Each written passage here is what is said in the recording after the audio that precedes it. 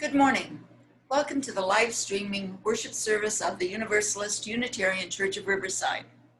I'm Bonnie McFarland, a member of this beloved church, and I will be your worship associate today. We invite you to worship with us with an open mind and an open heart. As we enter into sacred time created by our presence and our shared interest in doing so, I invite you to get comfortable. Turn down your phones or other distracting devices. Make a conscious decision to set aside for this 1 hour the self-protective walls you keep around your heart and your thoughts. Let us remember and explore together what has drawn us to this faith, or learn what this faith is about. And relax. Let the stresses of the outside world slip away as together we focus on this time together. And together we breathe. Although we are now a community connected largely by electronic means, one day we will be together again. Yet even now, we are those seekers with the yearnings to learn, to understand, to make the world a better place, and with the same desire for fellowship. And so we are here, seeking that living, interconnected web of which we are a part. Let go of the anxiety, the fears, the expectations of your own or others' making, and join us in this hour of beloved community. And so together we breathe.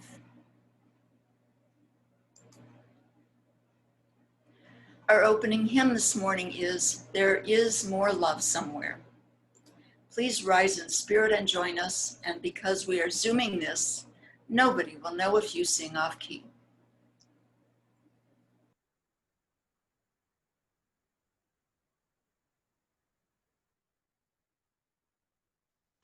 There is more love somewhere. There is more love somewhere. I'm gonna keep on till I find it. There is more love somewhere. There is more hope somewhere. There is more hope somewhere. I'm gonna keep on till I find it. There is more hope somewhere. There is more peace somewhere.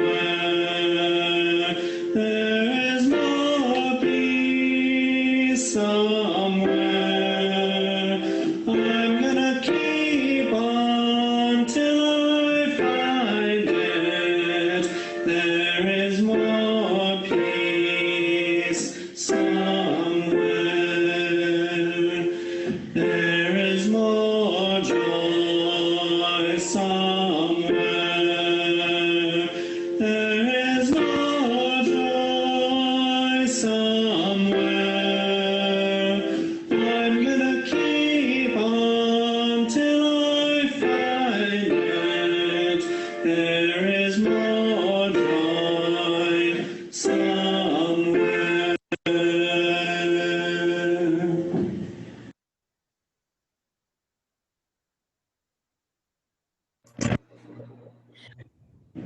For our call to worship, read one of our Unitarian Universalist covenantal poems. Love is the doctrine of this church. The quest for truth is its sacrament, and service is its prayer.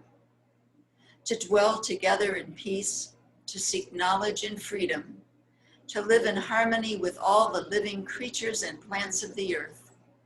This do we affirm. Today, Dr. Karolyn Verville-Johnson will share with us her area of expertise. What is our role with wildlife? When is rescue helping?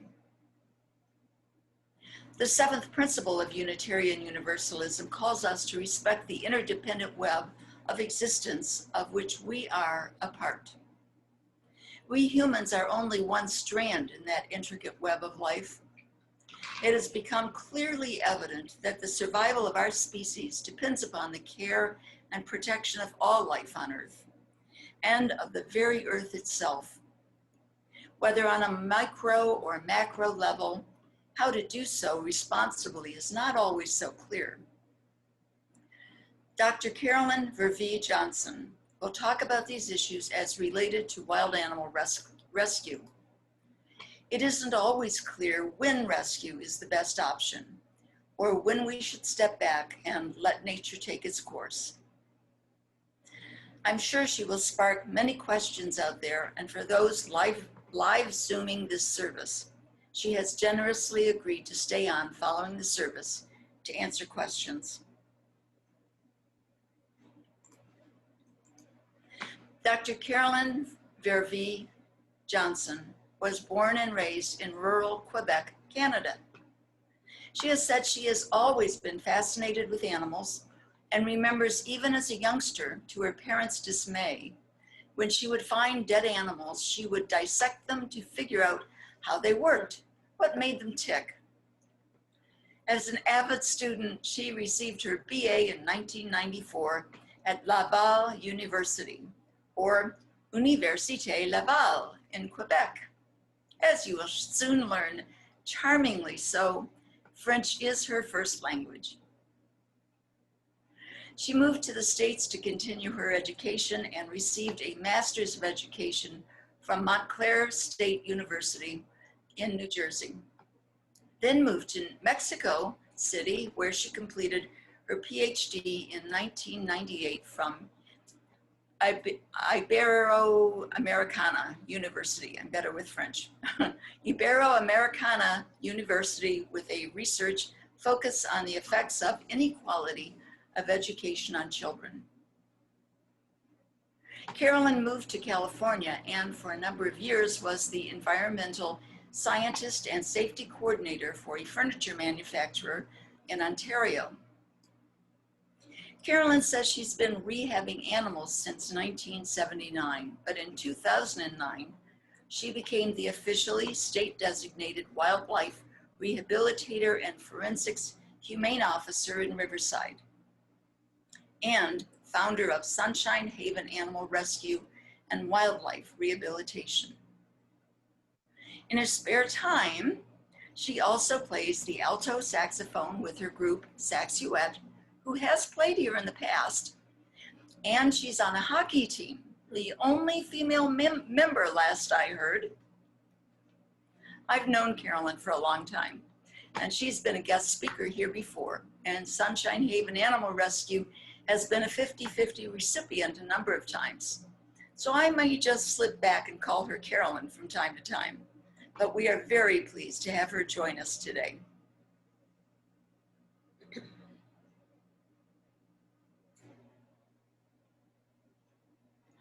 There are a few announcements we would like to share.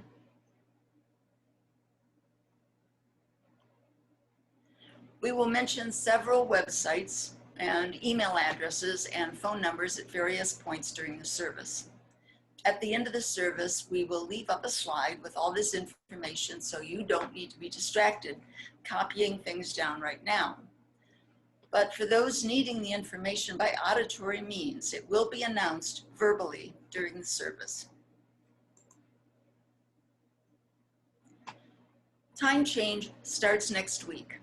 We all know September is the beginning of fall, which is cooler than summer, right?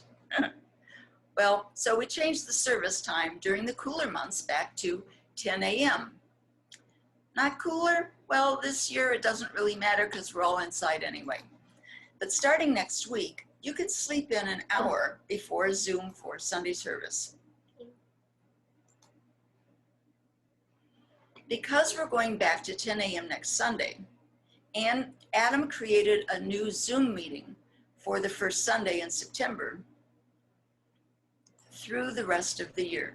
Everyone will need to re-register for services again. You can do this on our website at uuchurchofriverside.org or watch for an email from the church office.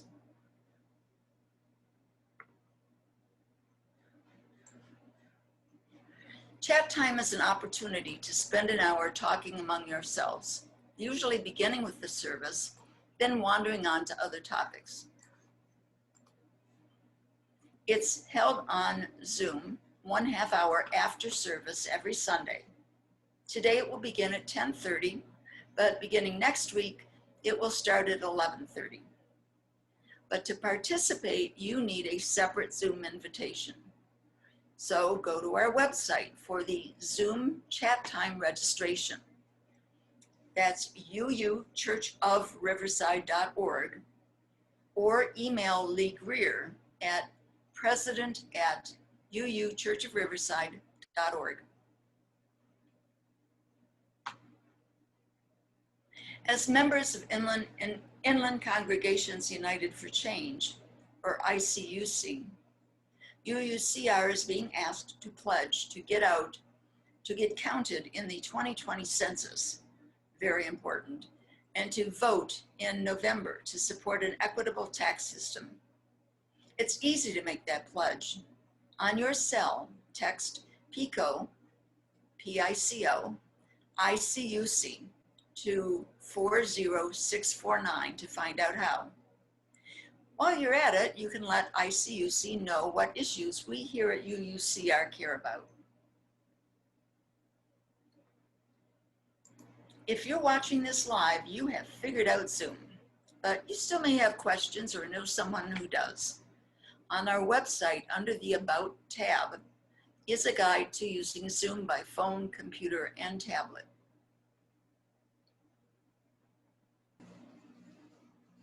For the most current and reliable information related to the COVID virus for our area, go to the website for your county public health department or the state of California. You can find information and links on our website. That's uuchurchofriverside.org.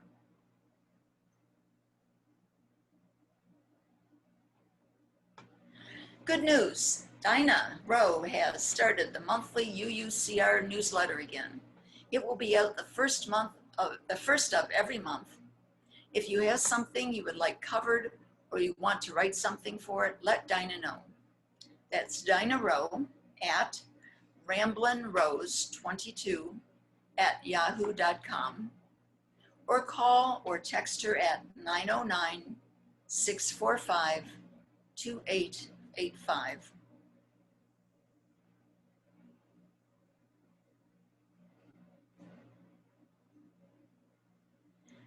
Now let us acknowledge that we walk upon the traditional territories of the Moronga, the original people of this land, who continue to cry out for justice and self-determination.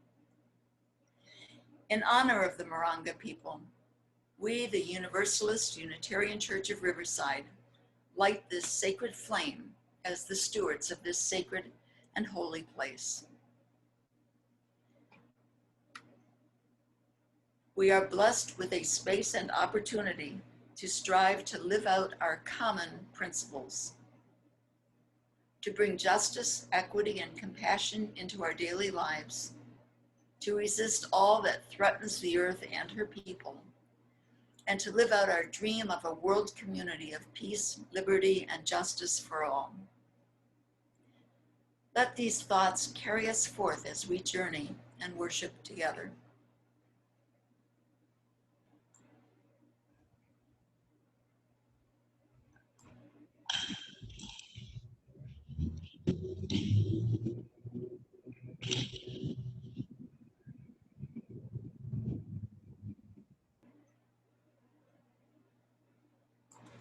A flame within a chalice is a primary symbol of the Unitarian Universalist faith tradition. Hans Deutsch, an Austrian artist, first brought together the chalice and the flame as a Unitarian symbol during his work with the Unitarian Service Committee during World War II. To Deutsch, the image had connotations of sacrifice and love. Our chalice lighting this morning is provided by the International Council of Unitarians and Universalists, or ICUU. Each month, they offer a chalice reading from a member group somewhere in the world. The reading for August is the 200th monthly Global Chalice Lighting Reading. These words of prayer are a collective offering from the Comunione Unitariana Italiana.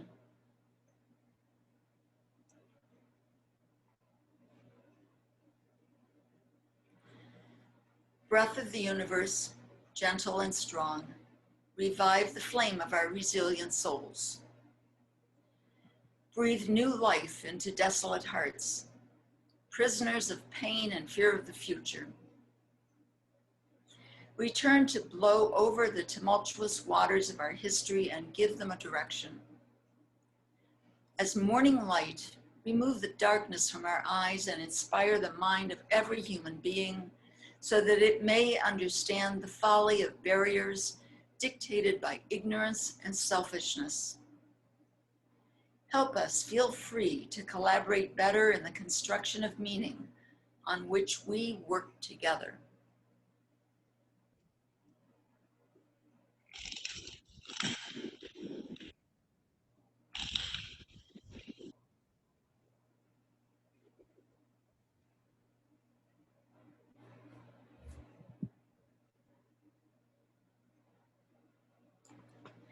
Our next hymn is Spirit of Life.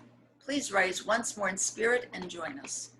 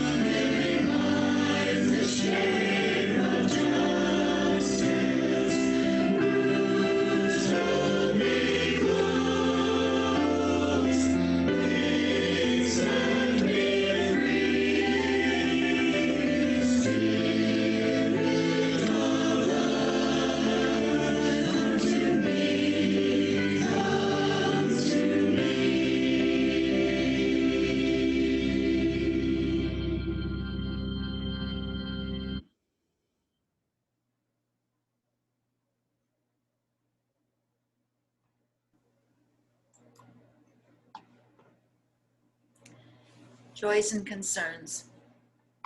Sharing joys and concerns is an important part of belonging to this beloved community. Beginning next week, the beginning of September, we will return to our traditional time of sharing joys and concerns, which is the first Sunday of each month. Please be sure to email or text your joys and concerns throughout the month to Dinah Rowe, our Caring Network Coordinator. Her email is ramblinrose, that's RAMBLINROES 22 @yahoo.com. Or you can call or text her at 909-645-2885. It is said to be a Swedish proverb that shared joy is a double joy, shared sorrow is half sorrow, although the tradition is rooted in many societies. Throughout history, after battle, the warriors got together around a campfire and talked about their joys, their losses, their wins, the valor they witnessed, the bravery, their losses. It helped them cope, survive. Today, critical incident debriefing techniques and many forms of therapy include a sharing of joys and concerns by whatever name. Joys, gratitudes, thankfulness, concerns, worries, mourning losses. On first Sundays, we place a symbolic stone in our water chalice for the joys and concerns we have shared, and in recognition of those we have not.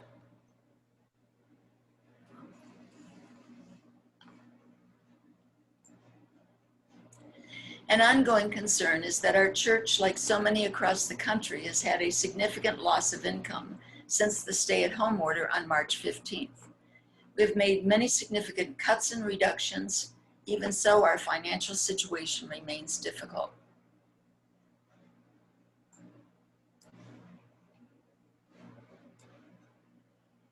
No new concerns were shared this week. We place a symbolic stone in our water chalice in recognition of all those concerns we hold close and have not shared.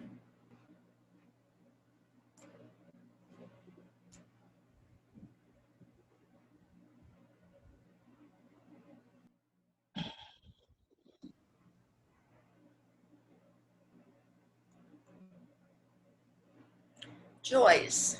From Grace Preuss, being able to continue to meet in fellowship. Thank you to all members and committees and attendees and speakers who make it possible to keep our services going online and accessible during these challenging times. From Adam Wedeking, after my performance review, my boss is recommending to the board that I go full-time. That is in his work with ICUC. Yay, Adam. And finally, my older brother, Rod, who I have talked about before, who tested positive for COVID virus about a week and a half ago or so, miraculously is still asymptomatic. He has suffered from the sensory deprivation required in that care facility for COVID patients, but should soon be able to move back to less restrictive facility closer to home. It is said that joy shared is multiplied. We place a symbolic stone in our water chalice for the joys we have shared and all those we have not.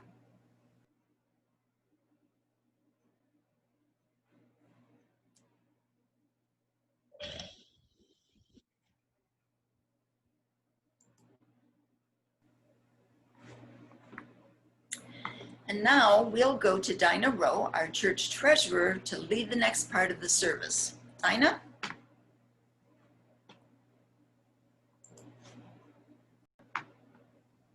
Good morning. This part of our service is in part how we fund all that we do to minister to and care for our congregation and our beloved historic church, and to ensure that when we are able to safely reopen again, we will be here to welcome you all back. You can mail your pledge and donations to the church office. Please, no cash. Our church office, is shown here. Make your check out to UUCR 3657 Lemon Street, Riverside, California, 92501. Do you shop for groceries? We have Stater Brothers cards for your grocery shopping that earns our church a percentage of the cost of the card and costs you nothing extra. Please contact me or the church office to purchase Stater Brothers cards. Once again, my email is ramblinrose22@yahoo.com. Another way to help is when making purchases through Amazon. Go to smile.amazon.com. Be sure to have the word smile in front of and choose Universalist Unitarian Church as your charity. We receive 0.5% of your qualifying purchases, and by using an Amazon script card, we receive a percentage from both. I will be taking orders for Great Lakes script cards after the Labor Day weekend. If you would like to order, contact me. Please donate as the Spirit moves you by whatever method works best for you. Thank you for your generosity, and to those who give of their time and their talent. Thank you for your generous care and attention. Our next hymn is going to be From You I Receive. Please rise again in spirit and join us.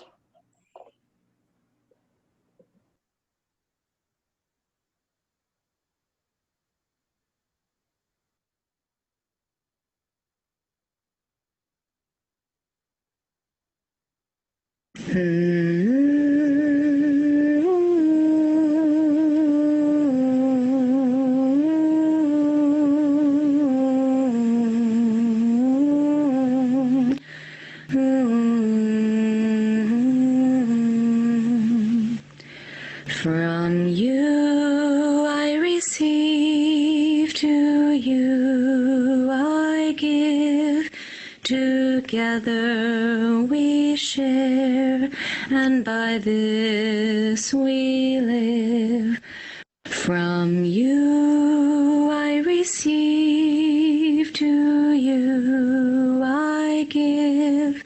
Together we share, and by this we live.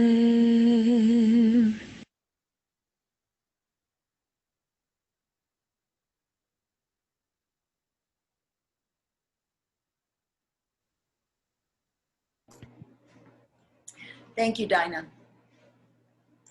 Our contemplative reading this morning is by Reverend Laura Bogle, minister at the Foothills UU Fellowship in Maryville, Tennessee.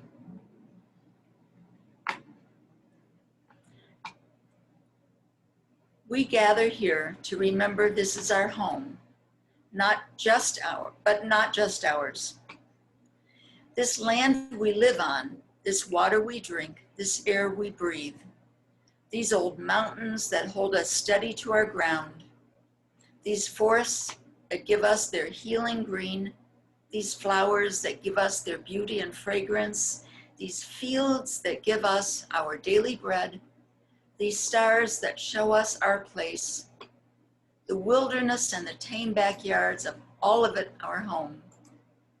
We remember the ancestors who have lived on this land and who have shaped it. The Moronga, the mountaineers, the settlers, the hunters, the farmers, the immigrants, the artists, the families, the explorers, the business people, the engineers, the builders, the scientists, the teachers, the workers, the leaders. We inherit their choices. We honor the animals and creatures that have made their home in this land, the ones here now and the ones that used to be here. We envision the future generations who will live on this land and let their voices fill our hearts. We gather here to remember this is our home, but not just ours.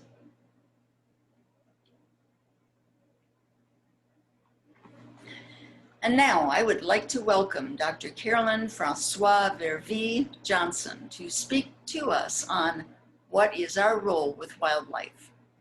When is rescue helping? Karolyn. Good morning, Dr. McFarlane. It's very nice to be here with you today. Thank you for inviting me again. I would like to apologize beforehand for the foreign accent. I tried my best. It doesn't come out always okay. But if you don't just stop me and I repeat, you know, I'm used to repeat, especially on the phone. Robots on the phone, when I try to get things fixed, they don't understand accents either. So it's okay, I'm used to repeat. I became a US citizen in 2010, and I'm very proud of that because I always wanted to be a US citizen when I was small, going down the hill to go to school.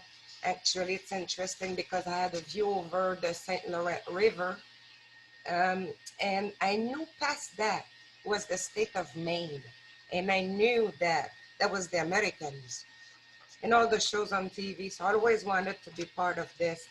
That's why I worked hard to learn English. So I apologize again for the accent. So today I was thinking it would have been a good idea to link when we can intervene and when we shouldn't intervene. And it's an old debate that goes back to culture versus nature, nature versus nurture. And it's very, very interesting to see how we should behave. So it brings us to moral behavior, ethical behavior. What should I do?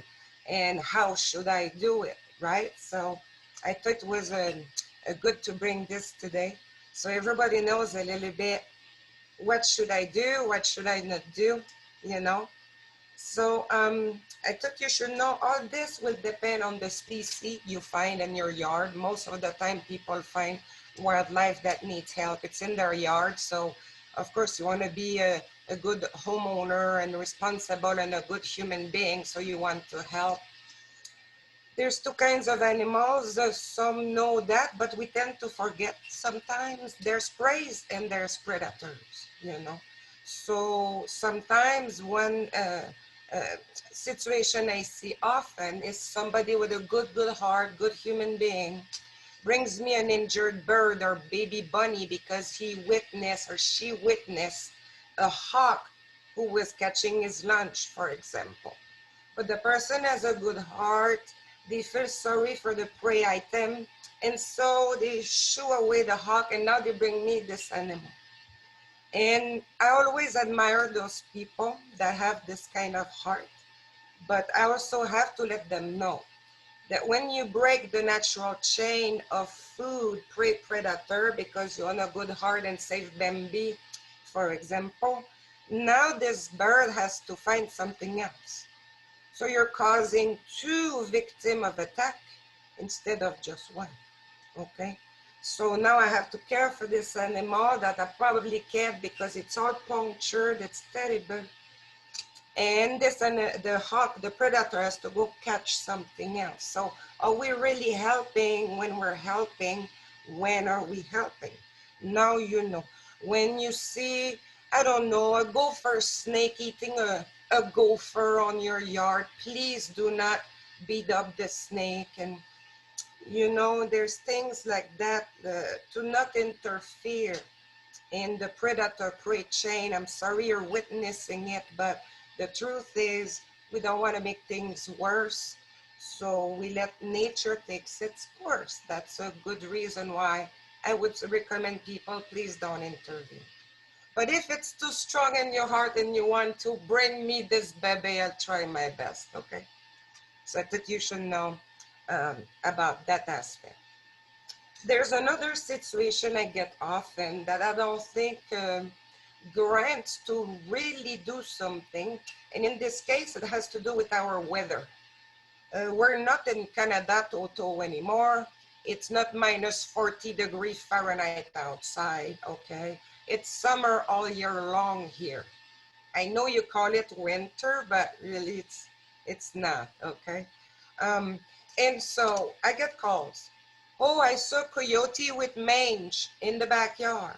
Okay, and yes, mange, most of the time there's two kinds, just so you know. Okay, so mange can be demodectic, which is autoimmune, so it's not contagious.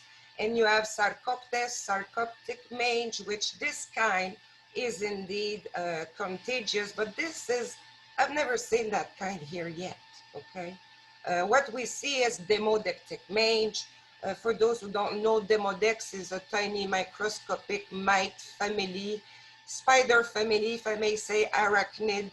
And you have them in your eyelashes, people, and in your eyebrows, and you don't know right now because it's a beneficial mite that lives on us. There's a biodiversity that lives on you, part of your immune system. And to keep your skin healthy, well, we have a symbiosis with Demodex on our face. So what happens? A reasonable amount, a volume, a population of Demodex on the skin, animals have it too, is okay. When you have not the immune system to fight the population, it overgrows. And now you see loss of fur and they scratch, you know, it doesn't look good. I mean, other animals and other coyotes don't care how he looks, okay? But we do, so it offends us. Oh, it has mange, poor thing. This animal still can reproduce, still can belong to the pack. He can still hunt and just be himself. So other than not having fur, which you're not in Canada at -40, the only thing unpleasing about it is you as a human being to see it, because it's in our brain that it should be fluffy with a fluffy tail. So when you don't see that, it creeps you out. It's like, oh, poor thing. It must be terrible to be him. And now those people try to catch the coyote. I thought you should know treatment for demodectic mange for me involves giving 3 baths per week in a special dip, okay, to control the mange. And if it was a dog, I would do it. But on a coyote adult, for me, try to bathe it 3 times a week. I'm gonna end up taming this animal, and now it's not safe to release because it's a large predator.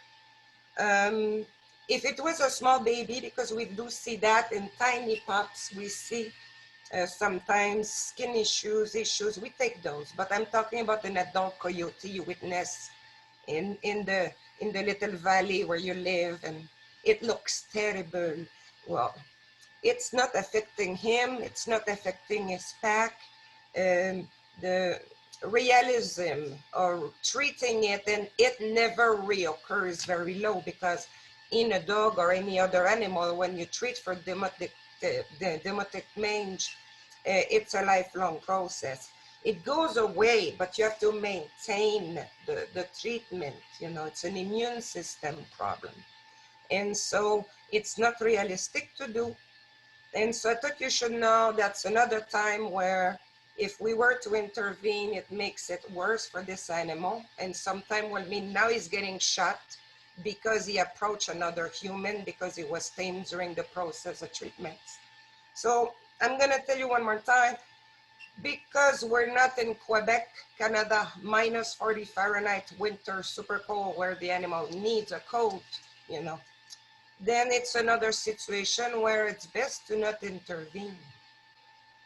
Another thing we get a lot, okay? Oh, I saw a raccoon, I saw a squirrel, I saw a coyote, and it's limping. Okay, that's good call. I'm glad you worry about this animal. Now, what do you do?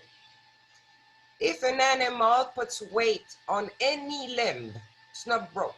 Might be hurt, might be stranded, you know, when you hurt yourself. And that takes a little while. And what do? Usually you do physiotherapy, right? You have to keep going, keep using that limb, right? So rule of thumb, when you see an animal limping, but he does put his limb on the ground, it's not broke. It's hurt, not broke. So we recommend physiotherapy. The best way for this animal to do it is to stay where he is at. Leave it alone. He's gonna recover, okay? However, animal is not touching the ground at all, not even a little bit when he walks. He's now a tripod. Now it's broke. Now is a different situation. Now you can call it, you know. If it's an animal that is the size of a cat and less, I would probably have you yourself catch it and bring it to me, would give you instruction. If it's an animal the size of a cat and over, instead to do that, please call animal control. I'm gonna tell you why. I have a great partnership with those dudes.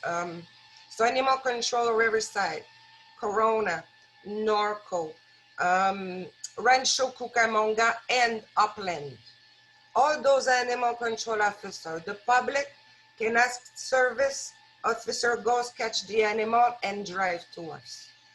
And they bring us an animal ID as well, so we can do another thing that we do, and that's another thing I wanted to talk to you about, guys, is disease control. Animals, you know, will often carry disease among themselves, and it's okay, it's among themselves. But sometimes some of those diseases are gonna be zoonotic to you. It means it passed from an animal to a human, zoonotic, okay? And so what happened then we have another Wuhan. We just got a coronavirus 25. I don't know how they're gonna call it next time, but to be honest with you, we need to keep an eye on wildlife disease that can be passed on people. So another thing, another way that I don't want you to intervene, or you let animal control intervene, but you don't, is if you find a bat on the ground, okay? Don't get me wrong, I love the little bats. And when we get babies, we rehab and release. But you're in your yard, you push the, on the patio, you push your barbecue to change the propane, and there's a bat underneath. It happens, okay? What do? I don't want you to touch it.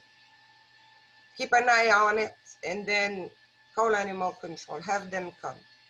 They're trained to know if the animal could be rabid or not. And if the animal usually has nothing wrong and it's a baby, they bring to me. When it's an adult, because we have hot spots of rabies and bats in the Inland Empire, one of them is Rancho, second Fontana, third Paris, Moreno Valley. We have to be careful with bats, okay? So don't touch it, don't touch it. You're allowed to put, I don't know, a little can, a little bucket over, a little jar to contain the animal while ACO comes, or just keep an eye on it, you know. And don't bother it, keep your dogs inside, cats. Don't let your cats and dogs play with a bat, not a good idea. And that's why it's important, but it's the law for dogs, you know, to have rabies vaccination. But for the cats, you know, it's not the law to have your cats rabies vaccinated, but it's not a bad idea. Cats will decimate the outdoor, you know. They bring you little gifts, little birds, little lizards, little rodents, whatever they can catch with their cats. So it's it's good practice to have your cat rabies vaccine. A little detail: birds don't get rabies. Okay, it's only mammals. So when you find a bat on the ground, I want you to call your local animal control. That's what they do, rabies control. So for that species, and because of that disease, which has no cure, it's best to do a practice of, you know, when we know better, we do better. And so now you know better, you know, and trust the ACO. I have great partner with them. They bring me the animal, they're awesome. So for real, so we do raise bats and release them when proper, but we also need to know where we have rabies case, and we do. So that's good partnership. So that's another time I would say where you do intervene, but only with a phone call. You're a reporter of event, you know, only. Okay, you don't handle it like if it was, I don't know, a baby possum, and I give you instruction with gardener gloves to put it in a box to bring to us, you know. So I would never ask that for a bat. I thought you should know. Okay. To be honest with you, 10 years ago, my answer would be different, because we didn't have really much those cases at the time, but it became a little bit more prominent, especially this year, a couple of months ago in Fontana again. So, you know, different times requires different measures. And yeah, so keep in mind, prey and predator, we'd never intervene to cut the chain of food of the natural thing, okay, because we don't want to cause two victims of an attack.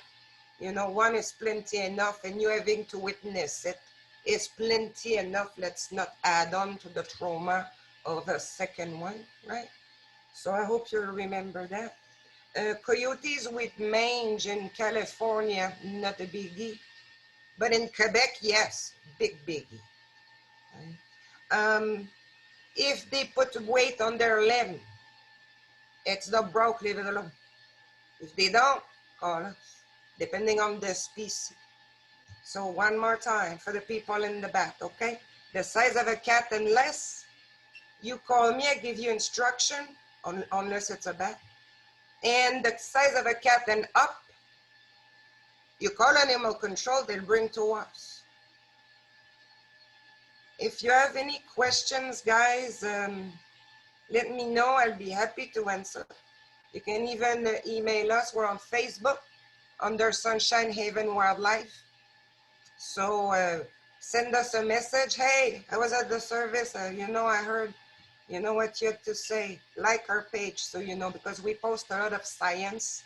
We're very nerdy with the page. So you might like it, you know. Another thing before I let you guys go. We are about to open a brand new wildlife hospital for the Inland Empire.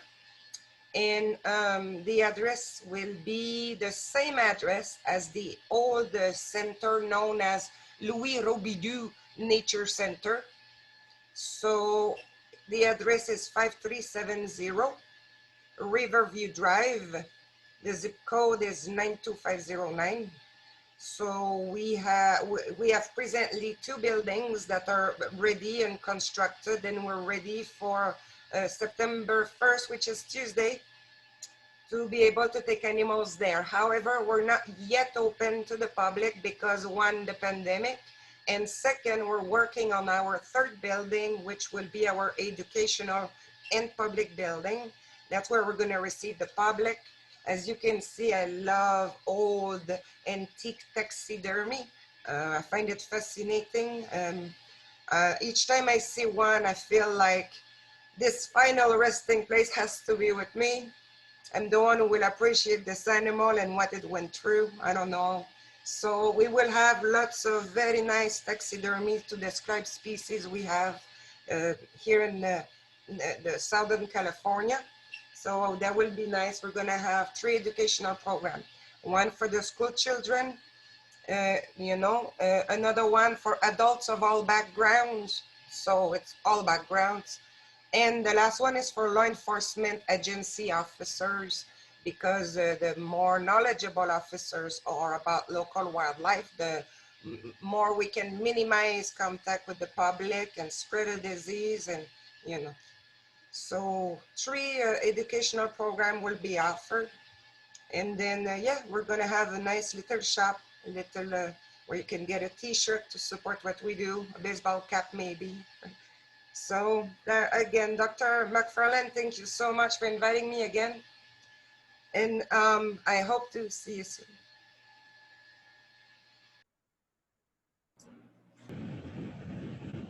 Thank you, Karolyn. As always, we learn so much from you. Our closing hymn is For the Beauty of the Earth. Please rise in spirit and join us.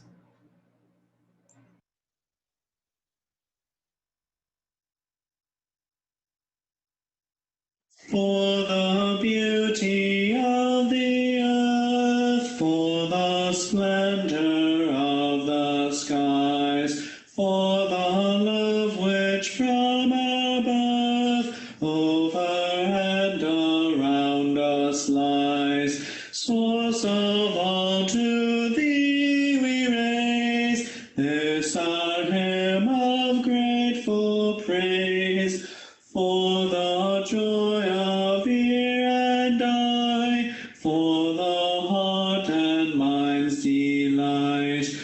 for the mystic harmony, linking sense to sound and sight. Source of all, to thee we raise this our hymn of grateful praise. For the wonder of each hour, of the day and of the night, hill and vale and tree and flower, sun and moon and stars of light. Source of all, to thee we raise this our hymn of grateful praise. For the joy of human care, sister, brother, parent, child, for the kinship we all share, for all gentle thoughts and mild. Source of all, to thee we raise this our hymn of grateful praise.